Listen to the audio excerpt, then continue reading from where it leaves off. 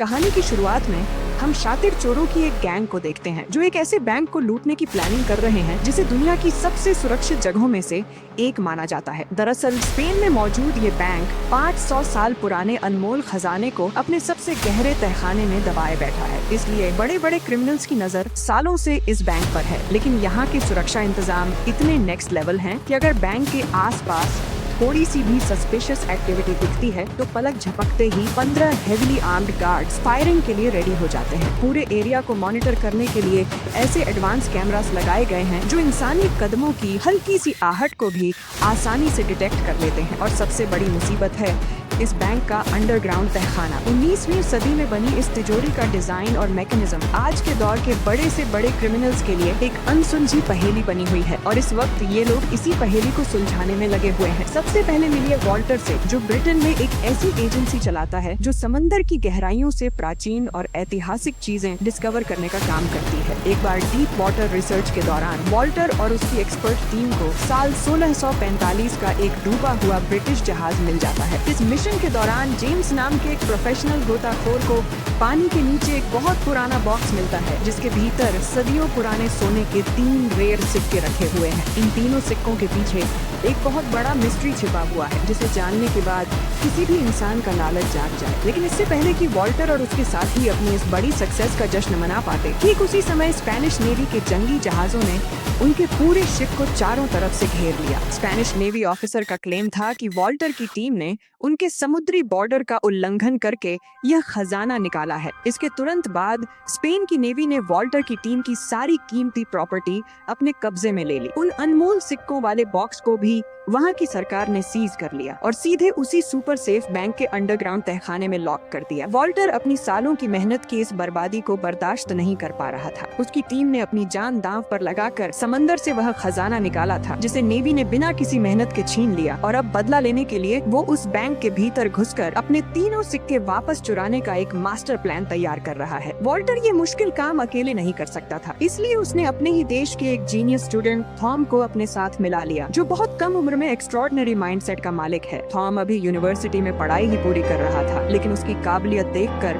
दुनिया की कई बड़ी टेक कंपनीज उसे बिना डिग्री के ही ऊंचे पदों की जॉब ऑफर कर रही थी। हर महीने तकरीबन $4 लाख की सैलरी और बेहतरीन फैसिलिटीज का प्रॉमिस था। मगर थॉम किसी भी कंपनी के कॉर्पोरेट रूल्स और बंदिशों में रहकर काम नहीं करना चाहता था और यहीं उसकी मुलाकात वॉल्टर से हुई। वॉल्टर थॉम के सामने एक बड़ा प्रपोजल रखते हुए कहता है, मैं चाहता हूँ कि तुम दुनिया के सबसे एडवांस और सेफ बैंक की सिक्योरिटी को क्रैक करने में हमारी टीम का नेतृत्व करो ताकि मैं अपनी वो अनमोल अमानत वापस ला सकूं जिसे मैंने खुद गहरे समंदर से निकाला था। ये सुनकर थॉम पूरी तरह शॉक्ड हो जाता है और पूछता है, क्या आपको वाकई लगता है कि मैं कोई प्रोफेशनल क्रिमिनल हूँ? वॉल्टर हल्के से मुस्कुराता है और कहता है, इस सीक्रेट मीटिंग से पहले मैंने तुम्हारे बैकग्राउंड और तुम्हारे कमाल के IQ की पूरी इंफॉर्मेशन निकाल ली है। वॉल्टर आगे कहता है, हमें तुमसे कोई चोरी नहीं करवानी, बस तुम अपनी बुद्धिमानी से उस कॉम्प्लिकेटेड तिजोरी के वर्किंग सिस्टम और पूरे लेआउट को समझने में हमारी टीम को गाइड करो। थॉम अभी भी दुविधा में होता है, लेकिन आपको इतना कॉन्फिडेंस कैसे है कि मैं इस इलीगल काम के लिए तैयार हो जाऊंगा? तभी वॉल्टर अपना सबसे बड़ा पत्ता खोलता है, अगर यह मिशन सक्सेसफुल रहा तो तुम्हें इतना बड़ा हिस्सा मिलेगा कि तुम्हारी आने वाली कई पीढ़ियां भी बिना कुछ किए ऐश की जिंदगी झेंगे। इतना कहकर वो स्पेन का एक हवाई टिकट टेबल पर छोड़ देता है और वहाँ से चला जाता है। थॉम घर लौटकर इंटरनेट पर बैंक ऑफ स्पेन के बारे में छानबीन करता है और पता चलता है कि इसकी तिजोरी दुनिया की सबसे उलझी हुई तिजोरी है जिसे आज तक कोई नहीं तोड़ पाया। यह चैलेंज देखकर थॉम का इंटरेस्ट और बढ़ जाता है और वो वॉल्टर के साथ जाने का फैसला कर लेता है। अगले दिन पिता को कॉल करके बताता है और फिर फ्लाइट पकड़कर मैड्रिड एयरपोर्ट पहुंच जाता है। वहां उसकी मुलाकात लोरेन से होती है। लोरेन वॉल्टर की शातिर एजेंट थी जो हर मिशन पर अपनी पहचान बदल लेती थी। लोरेन उसे बैंक ऑफ स्पेन के ठीक सामने वाली एक ऊंची बिल्डिंग में ले जाती है जहाँ वॉल्टर उसका वेलकम करता है और बताता है कि यहीं से पूरे ऑपरेशन को कंट्रोल किया जाएगा। वहाँ क्लाउस नाम के एक कंप्यूटर हैकर से थॉम की मुलाकात होती है। वॉल्टर बताता है कि पूरे मिशन को जेम्स लीड करेगा। तभी साइमन नाम के शख्स की एंट्री होती है, जिसकी खासियत थी कि वो किसी भी चीज को पल भर में ढूंढ निकालता था। वॉल्टर बैंक की मेन तिजोरी क्रैक करने की जिम्मेदारी सीधे थॉम को सौंप देता है। ये सुनकर जेम्स भड़क जाता है, क्योंकि उसका कहना था कि थॉम को ऐसे खतरनाक कामों का कोई एक्सपीरियंस नहीं है। वॉल्टर उसकी बात अनसुनी कर क्लाउस से मिशन का अपडेट पूछता है। क्लाउस बताता है कि बैंक का पूरा टेलीफोन सिस्टम तो हैक हो गया है, लेकिन इंटरनल सिस्टम में घुसने के लिए एक सीक्रेट पासवर्ड चाहिए। रैंडम नंबर्स डालकर बाईपास करने में 100 करोड़ से भी ज्यादा कॉम्बिनेशंस ट्राई करने पड़ते, जो नामुमकिन था। तभी थॉम एक आइडिया देता है कि जो बैंक स्टाफ अभी छुट्टी पर है, उसे बैंक के किसी ऑफिशियल नंबर पर कॉल करो और खुद को बैंक ऑफ स्पेन के कस्टमर केयर या वॉइसमेल सर्विस का एजेंट बताओ। फिर उनसे कहो कि आपके अकाउंट पर एक अर्जेंट मैसेज आया है, जिसे सुनने के लिए कृपया बीप के बाद अपना सीक्रेट पासवर्ड एंटर करें। शुरुआत में टीम के बाकी मेंबर्स को लगता है कि यह बहुत ही बचकाना आइडिया है, पर हैरानी की बात यह होती है कि थॉम की यह सोशल इंजीनियरिंग ट्रिक 100% काम कर जाती है। इस आसान सी चाल की मदद से क्लाउस को बैंक के अंदर लगे कुछ बेहद जरूरी कैमरास की लाइव फुटेज का एक्सेस मिल जाता है। भले ही यह कोई बहुत पेचीदा तकनीक नहीं थी, पर जो लोग इस खेल को नहीं जानते, उनके लिए यह काम करना नामुमकिन था। वॉल्टर थॉम को थैंक्स कहता है और लोरेन भी उसके तेज दिमाग से काफी इम्प्रेस हो जाती है। इस पहली बड़ी कामयाबी के बाद वॉल्टर थॉम के सामने उन 3 पुराने सोने के सिक्कों का असली सीक्रेट रिवील करता है। ये रहस्यमयी कहानी 16वीं सदी के एक ब्रिटिश पायरेट से जुड़ी है, जिसने स्पेन के एक शाही जहाज से अरबों का खजाना लूटा था और उसे किसी अनजान आइलैंड पर छुपा दिया था। लेकिन आज तक दुनिया का कोई भी खोजी या सरकार यह पता नहीं लगा पाई कि वह खजाना आखिर किस जगह पर दफन है। करीब 30 साल पहले वॉल्टर ने एक बहुत पुरानी गुप्त चिट्ठी खरीदी थी, जिसमें उस खजाने के ठिकाने से जुड़े कुछ हिंट्स लिखे हुए थे। बाद में सालों की रिसर्च से यह बात साफ होती है कि उस खजाने की बिल्कुल सटीक लोकेशन और उसके कोऑर्डिनेट्स उन्हीं 3 सोने के सिक्कों पर बहुत बारीक नक्काशी से लिखे गए हैं। वॉल्टर ने अपनी जिंदगी की कई साल समंदर की लहरों के बीच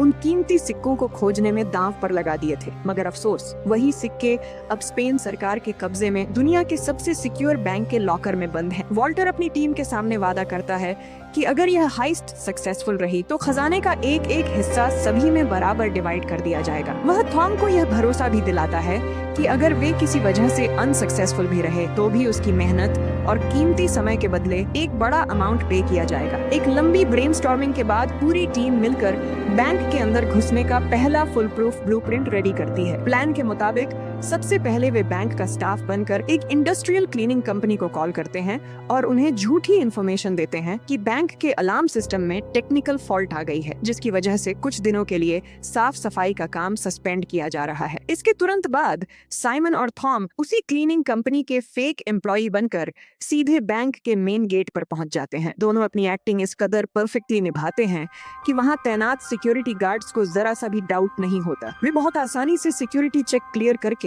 बैंक के इंटरनल एरिया में एंट्री ले लेते हैं। दूसरी तरफ शातिर लॉरेन एक आर्ट एक्सपर्ट का रूप धारण करती है, जो एक्सपेंसिव और रेयर पेंटिंग्स की जांच करती है। वह बैंक एडमिनिस्ट्रेशन को यह दिखाने आई है कि वहां रखी हिस्टोरिकल कलाकृतियों को कोई डैमेज तो नहीं पहुंचा है। वह पूरे कॉन्फिडेंस के साथ वहां की चीफ सिक्योरिटी ऑफिसर गुस्तावो से मिलती है। गुस्तावो को उस पर रत्ती भर भी शक नहीं होता, क्योंकि लोरेन को पेंटिंग्स और आर्ट वर्ल्ड की गजब की नॉलेज है। इसी बातचीत के दौरान लोरेन बहुत ही स्मार्टली अपना बबल टी कप गुस्तावो के हाथ में थमा देती है, ताकि वह चुपके से उसके फिंगरप्रिंट्स कलेक्ट कर सके। उधर अपने सीक्रेट बेस पर बैठा क्लाउस सीसीटीवी कैमरास के जरिए बैंक के अंदर मौजूद अपने साथियों की हर एक मूवमेंट को बारीकी से ट्रैक कर रहा है। वह तुरंत साइमन को एक सीक्रेट सिग्नल भेजता है कि वह बिना किसी की नजर में आए बैंक के वीआईपी टेक्निकल रूम में घुस जाए। साइमन बिना कोई टाइम वेस्ट किए वह पहुंचता है और अपने साथ लाया हुआ एक जासूसी गैजेट वहां के मेन सिग्नल पोर्ट से अटैच कर देता है। इस मास्टर स्ट्रोक से क्लाउस को बैंक के पूरे सिक्योरिटी ग्रिड का एक्सेस मिल जाता है। इसी बीच एक सिक्योरिटी गार्ड लॉरेन को सीधे बैंक प्रेसिडेंट के कैबिन में ले जाता है, जहां उसे कुछ कीमती पेंटिंग्स की री एग्जामिनेशन करनी है। जैसे ही गार्ड वहां से हटता है, लोरेन पलक झपकते ही अपना खास इलेक्ट्रॉनिक टूल निकालती है और तेजी से पेंटिंग को स्कैन करने लगती है। क्लाउस इस दौरान एक बहुत बड़ा रिस्क लेता है। वह कैमरास की लाइव फुटेज की स्पीड स्लो करके उसे इस तरह एडिट करता है कि कंट्रोल रूम में बैठे मॉनिटर्स को यही लगे कि लोरेन अभी भी शांति से पेंटिंग का मुआयना कर रही है। लेकिन हकीकत यह थी कि लॉरेन उस कैबिन में तिजोरी की मेन चाबी का सीक्रेट ठिकाना ढूंढ रही थी। उसने एक एडवांस 3D स्कैनर डिवाइस से उस चाबी का हूबहू डिजिटल क्लोन तैयार कर लिया। वह पहली चाबी की कॉपी बनाने का काम पूरा ही करती है कि अचानक कमरे का दरवाजा खुलता है और खुद बैंक प्रेसिडेंट अंदर आ धमकता है। बैंक प्रेसिडेंट के अचानक आने से खतरा बहुत बड़ा हो जाता है, क्योंकि क्लाउस ने कैमरास पर जो slow motion video loop set किया था उसका टाइम अब खत्म होने वाला था। अगर सिक्योरिटी टीम को असली लाइव फीड और बदली हुई फुटेज के बीच का फर्क समझ आ जाता तो उनका पूरा हाइस्ट उसी पल तबाह हो जाता। लेकिन इस मुश्किल घड़ी में भी लॉरेन गजब का प्रेजेंस ऑफ माइंड दिखाती है। वह बैंक प्रेसिडेंट से बेहद शालीनता से कहती है कि सर, थोड़ा साइड हो जाइए ताकि मैं इस आर्ट वर्क की एक परफेक्ट फोटो ले सकूं। वह बिना किसी शक के पीछे हट जाता है और लॉरेन अपनी हाजिर जवाबी से इस बड़े खतरे को टाल देती है। थोड़ी ही देर में बैंक प्रेसिडेंट उस कैबिन से बाहर चला जाता है और लॉरेन को अपना बाकी काम पूरा करने का मौका मिल जाता है। लॉरेन बिना एक पल गंवाए फुर्ती से उस दूसरी चाबी को भी स्कैन कर लेती है, जो एक दूसरी कीमती पेंटिंग के पीछे बहुत ही चालाकी से छिपाई गई थी। ठीक इसी समय थॉम को एक बेहद डेंजरस काम सौंपा गया था। उसे बैंक के मेन मीटिंग रूम में जाना था और वहाँ टेबल के नीचे छिपकर अपने एडवांस स्कैनर के जरिए नीचे बनी रहस्यमयी तिजोरी की पूरी बनावट और उसके स्ट्रक्चर का मैप तैयार करना था। लेकिन बदकिस्मती देखिए, तभी बैंक के कुछ बड़े ऑफिशियल्स की एक टीम मीटिंग के लिए अचानक उसी कमरे में आ जाती है। अब थॉम के पास सांसें रोककर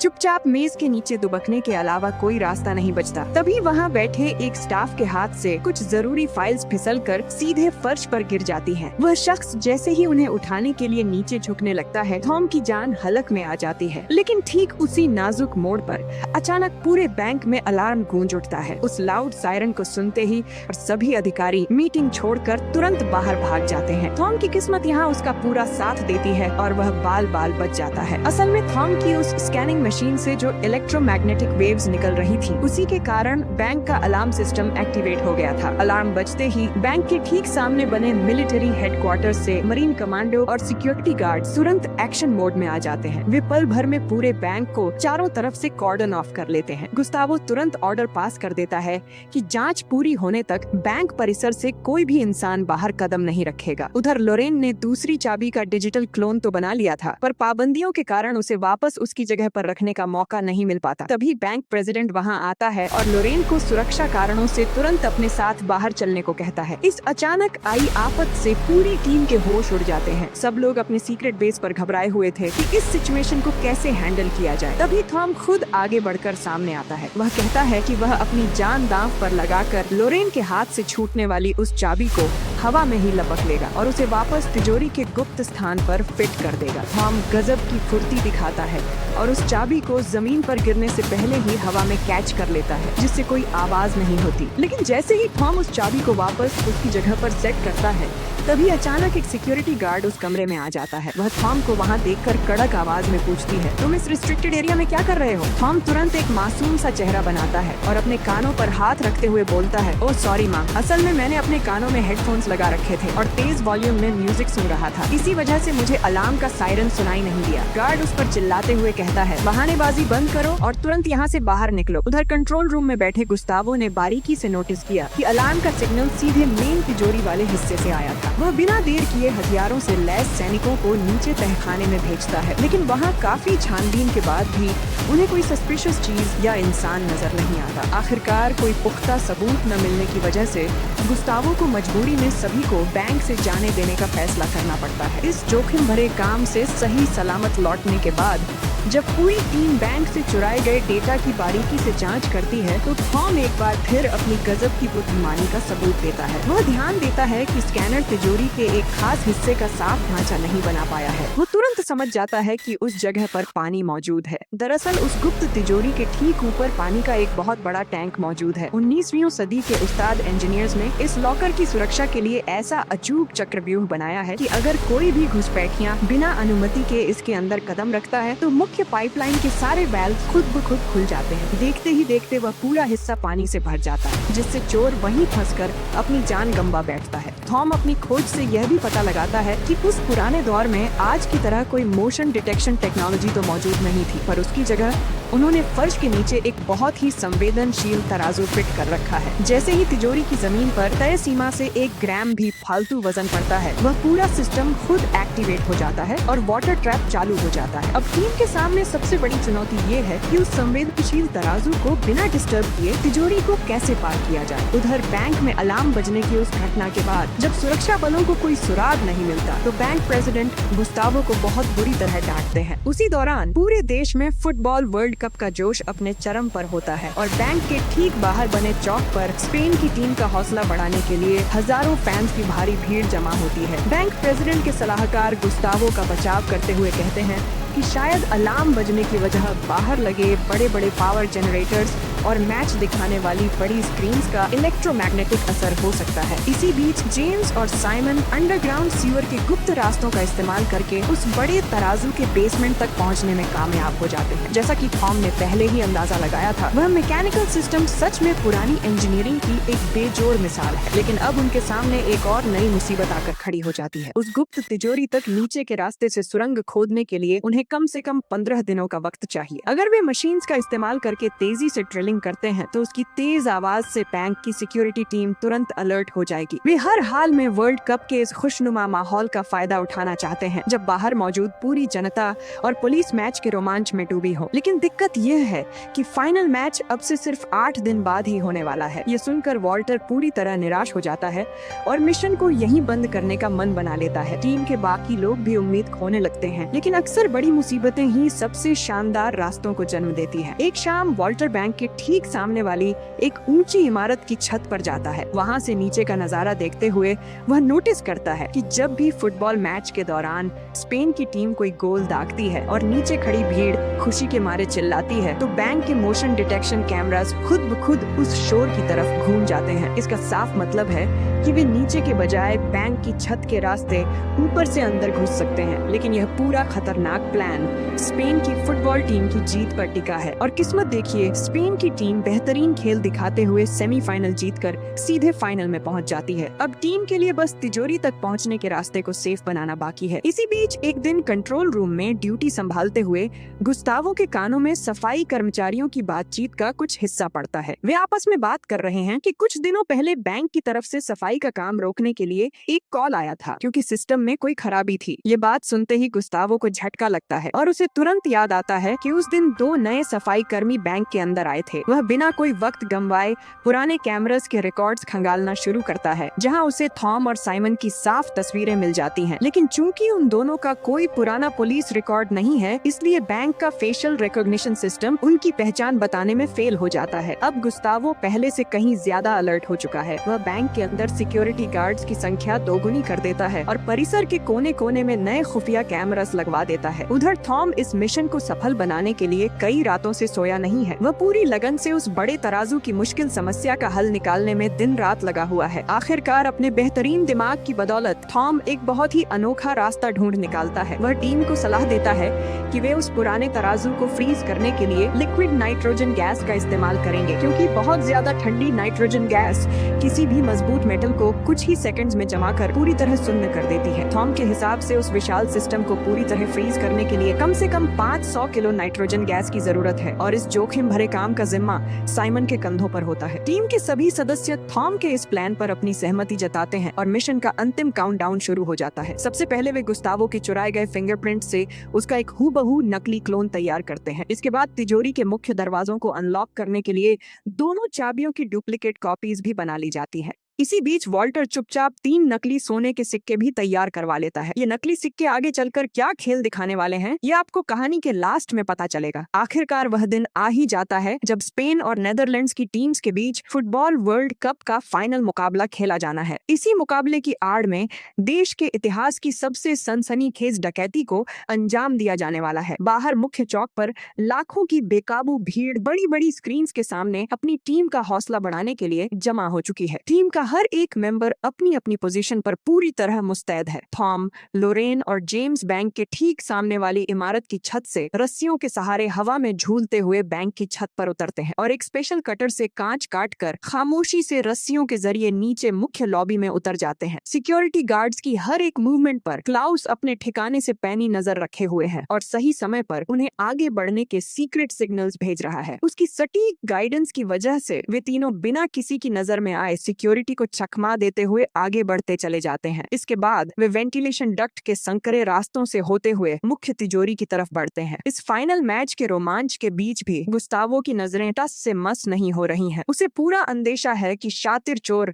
इस सुनहरे मौके का फायदा उठाने की कोशिश जरूर करेंगे, इसलिए वह खुद कंट्रोल रूम की स्क्रीन्स पर एक एक हरकत को बारीकी से देख रहा है। जैसे ही वे वेंटिलेशन डक्ट के मुहाने से बाहर निकले, तीनों के पैरों तले जमीन खिसक गई, क्योंकि उनके सामने दो दीवारों के बीच एक भयानक गहरी खाई है। तीनों अपने साथ लाई पोर्टेबल सीढ़ी को खोलकर दोनों दीवारों को आपस में जोड़ देते हैं। जेम्स सबसे आखिर में उस सीढ़ी पर चढ़ता है, लेकिन जैसे ही वह बीच रास्ते पहुंचता है, सीढ़ी अचानक नीचे की तरफ सरकने लगती है। मौत को सामने देख जेम्स पूरी ताकत से आगे की तरफ छलांग लगाता है। ठीक उसी नाजुक पल में थॉम हवा में ही उसका हाथ मजबूती से थाम लेता है और जेम्स की जान बच जाती है। उधर क्लाउस सिस्टम को हैक करके पहला सिक्योरिटी दरवाजा खोल देता है। इसके बाद उनके सामने एक और बेहद भारी स्टील का दरवाजा आता है। इसे खोलने के लिए गुस्तावो के नकली फिंगरप्रिंट और उन दोनों डुप्लीकेट चाबियों का एक साथ एक ही सेकंड में इस्तेमाल किया जाना जरूरी है। तीनों साथियों के तालमेल के बिना यह दरवाजा खुलना पूरी तरह नामुमकिन है। किस्मत से फिंगरप्रिंट और चाबियों का वह कॉम्बिनेशन एकदम सटीक बैठता है और आखिरकार बैंक का वह अंतिम दरवाजा भी उनके सामने खुल जाता है। अब उनके ठीक सामने वह फर्श है जिसके नीचे वह संवेदनशील तराजू लगा हुआ है। अंडरग्राउंड सीवर में तैनात साइमन को जैसे ही थॉम का सिग्नल मिलता है, वह बिना देरी किए उस तराजू के मुख्य बेस पर भारी मात्रा में नाइट्रोजन गैस रिलीज करना शुरू कर देता है। ऊपर तिजोरी में खड़े तीनों लोग अपनी सांसें रोके उस मैकेनिज्म के जमने का इंतजार कर रहे हैं। कुछ ही पलों में अत्यधिक ठंड की वजह से वह तराजू पूरी तरह फ्रीज होकर एक जगह स्थिर हो जाता है। थॉम सबसे पहले हिम्मत दिखाकर उस फर्श पर कदम रखता है। जब सब कुछ सुरक्षित लगता है तो बाकी दोनों भी अंदर दाखिल हो जाते हैं और उन 3 सोने के सिक्कों वाले पुराने डिब्बे को तलाशने लगते हैं। इसी दौरान गुस्तावो स्क्रीन पर देखता है कि मुख्य लॉबी के कुछ अहम सेंसर्स अचानक ऑफ हो गए हैं। वह तुरंत सिक्योरिटी टीम को वहां भेजता है, जिन्हें छत पर हुआ वह सुराख मिल जाता है। गुस्तावो पल भर में समझ जाता है कि चोर बैंक के भीतर घुस चुके हैं और वह तुरंत सेना को बुलाकर पूरे बैंक की नाकेबंदी का आदेश दे देता है। इसी बीच तिजोरी के भीतर एक और मुसीबत आ जाती है। नीचे बेसमेंट में छोड़ी गई नाइट्रोजन गैस का असर अब धीरे धीरे कम होने लगा है और वह तराजू दोबारा एक्टिवेट होने की कगार पर है। तभी अचानक लोरेन की नजर उस अलमारी पर पड़ती है और उसे वह पुराना डिब्बा मिल जाता है। लेकिन जैसे ही लोरेन उस डिब्बे को अपने हाथ में लेती है, जेम्स अचानक अपनी जेब से गन निकालता है और उन दोनों के सीने पर तान देता है। वह ठंडे लहजे में लोरेन से वह डिब्बा उसके हवाले करने को कहता है। असल में जेम्स ब्रिटिश सरकार का एक सीक्रेट एजेंट है जो उस ऐतिहासिक खजाने को वापस अपने देश ले जाने के मिशन पर है। इसी खींचतान में वह तराजू पूरी तरह एक्टिव हो जाता है। खतरे को भांपते हुए लोरेन वह डिब्बा तुरंत जेम्स की तरफ उछाल देती है और थॉम का हाथ पकड़कर बाहर की ओर भागने की कोशिश करती है, लेकिन तब तक बहुत देर हो चुकी होती है। तिजोरी का भारी स्टील का दरवाजा पूरी रफ्तार से बंद हो जाता है और वे तीनों उस काल कोठरी में कैद हो जाते हैं। दीवारों में लगे मुख्य पाइप से पानी का भयानक बहाव शुरू हो जाता है और वह तिजोरी तेजी से एक स्विमिंग पूल में बदलने लगती है। बाहर सेना के जवान भी बैंक के गलियारों में दाखिल हो चुके हैं। तिजोरी के भीतर पानी का स्तर इतनी तेजी से बढ़ रहा है कि कुछ ही मिनटों में वहां सांस लेना भी मुश्किल होने वाला है। जेम्स एक प्रोफेशनल गोताखोर है और उसे इस स्थिति का पहले से अंदाजा था, इसलिए वह अपने साथ कुछ खास डाइविंग इक्विपमेंट लेकर आया है। वह पूरी तरह शांत रहते हुए पानी की गहराई में उतरता है और नीचे बने ड्रेनेज पाइप के रास्ते बाहर निकलने की तरफ बढ़ जाता है। लेकिन लोरेन और थॉम के पास ऐसा कोई साधन नहीं है और पानी उनके गले तक आ चुका है। जीवन और मृत्यु के उस आखिरी मोड़ पर थॉम का जीनियस दिमाग एक अंतिम पासा फेंकता है। वह वायरलेस पर चिल्लाते हुए सीवर में मौजूद साइमन से कहता है कि उस तराजू के प्लेटफॉर्म पर जितना हो सके उतना वजन बढ़ा दो। साइमन बिना एक सेकंड गंवाए नाइट्रोजन गैस के उन भारी भरकम खाली सिलेंडर्स को उठाता है और उस तराजू के बेस पर लादना शुरू कर देता है। वजन को मैक्सिमम लिमिट तक पहुंचाने के लिए वह खुद भी उन सिलेंडर्स के ऊपर जा बैठता है। उधर उनके ठिकाने पर बैठे बाकी साथी भी हाथ जोड़कर अपने दोस्तों की जान की दुआ मांग रहे हैं और तभी एक अविश्वसनीय चमत्कार होता है। अत्यधिक वजन पड़ने के कारण तराजू का मैकेनिज्म पूरी तरह लॉक हो जाता है और पानी का वह भयानक बहाव धीरे धीरे थम जाता है। आखिरी कुछ पलों में थॉम और लॉरेन की जान बाल बाल बच जाती है। जैसे ही बाहर सिस्टम नॉर्मल होता है,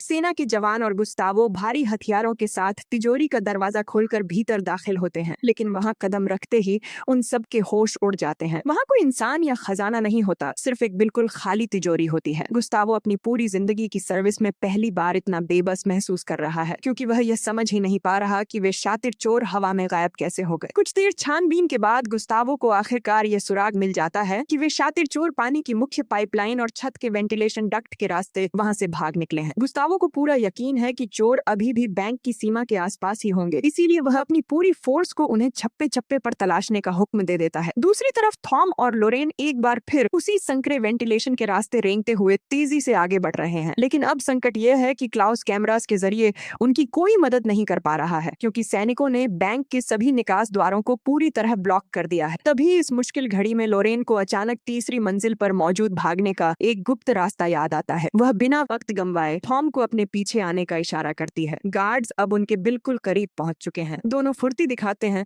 और तेजी से भागकर बैंक प्रेसिडेंट के मुख्य कैबिन में घुस जाते हैं। गुस्तावो को कंट्रोल रूम से यह देखकर लगता है कि अब वे दोनों पूरी तरह फंस चुके हैं और भागने का कोई रास्ता नहीं बचा। लेकिन जैसे ही सिक्योरिटी कर्मियों का दस्ता उस कैबिन का दरवाजा तोड़कर अंदर दाखिल होता है, तो वहां का नजारा देख उनके पैरों तले जमीन खिसक जाती है। कमरे के भीतर कोई भी मौजूद नहीं होता। असल में जब लोरेन पेंटिंग्स की जांच के बहाने पहली बार उस कैबिन में आई थी, तभी उसकी पारखी नजरों ने नोटिस कर लिया था कि बैंक प्रेसिडेंट अक्सर वहां सिगरेट पीने के लिए एक गुप्त खिड़की खुली छोड़ देता है। उसी खुली खिड़की का फायदा उठाकर दोनों समय रहते बाहर निकल जाते हैं। गुस्तावो जैसे ही खिड़की से नीचे सड़क की तरफ देखता है, उसका खून खौल उठता है, क्योंकि उसे थॉम और लोरेन नीचे मौजूद लाखों की भीड़ में धीरे धीरे गायब होते साफ दिखाई दे रहे होते हैं। वह गुस्से से अंधा होकर तुरंत अपनी गन निकालता है और उन पर फायर करने के लिए निशाना साधता है। लेकिन ठीक उसी वक्त उसका एक साथी ऑफिसर उसका हाथ पकड़कर उसे रोक लेता है। वह गुस्तावो को झकझोरते हुए कहता है, क्या आपका दिमाग खराब हो गया है? नीचे आम जनता की कितनी भारी भीड़ मौजूद है। इसके बाद वह तुरंत सैनिकों को वॉकी टॉकी पर मैसेज भेजता है कि काले कपड़े पहने